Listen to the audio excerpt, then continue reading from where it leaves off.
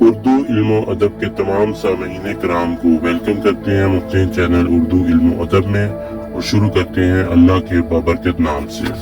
नाज़रीन कराम, अल्लाह ताला ने तमाम जानदारों को मुख्तलिफ खसूसियात के साथ पैदा किया है जो इन जानदारों को बाकी जानदारों से मुनफरिद बनाती हैं। अल्लाह ताला ने इंसानों को अशरफुल मखलूकात बनाया और उनको बहुत सी मखसूस खसूसियात अता की हैं। वहीं अल्लाह ताला ने जानदारों को भी ऐसी बहुत सी मुनफरिद और मुख्तलिफ खसूसियात अता की हैं जो इनको एक मुमताज़ आइडेंटिटी फराहम करती हैं।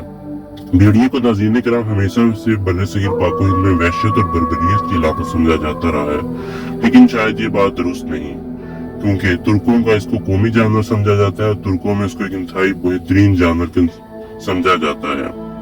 नाज़रीन कराम, भेड़िया एक इंतहाई शाही खानदान से ताल्लुक रखने वाला शाही किस्म का जानवर है जो मुर्दार बिल्कुल भी नहीं खाता। इसकी बहुत सी ऐसी खसूसियात हैं जिसको बाकी जानवरों से मुनफरिद बनाती हैं। ये बहुत ज्यादा फैमिली ओरिएंटेड होते हैं और अपने बच्चों का खसूसी ख्याल रखते हैं और उनकी मुकम्मल परवरिश करते हैं। ये जानवर अपने वालिदैन का भी खसूसी ख्याल रखते हैं। ऐसा बाकी जानवरों में बहुत कम शाज़ो नादर ही देखने में आता है। भेड़िए को बहादुरी, दयानतदारी और वफादारी की अलामत समझा जाता है तुर्कों के नजदीक, और ये बात बहुत हद तक दुरुस्त भी है, क्योंकि ये जानवर अपनी बहादुरी, दयानतदारी और वफादारी में अपनी मिसाल आप है। नाज़रीन कराम, इस जानवर के बारे में सोचा जाता है, कहा जाता है कि ये जिन्नात को भी देख सकते हैं, वो जिन्नात का कत्ल भी कर सकते हैं। यकीनन एक इंतहाई हैरान कुन बात है।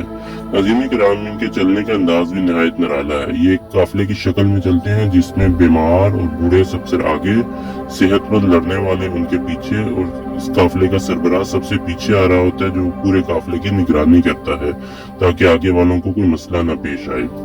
नाज़रीन कराम, भेड़िए के बारे में मजीद मालूमात के लिए इसकी पार्ट 2 जरूर देखिएगा और हमारे चैनल को सब्सक्राइब करना ना भूलिएगा। आपका बेहद शुक्रिया।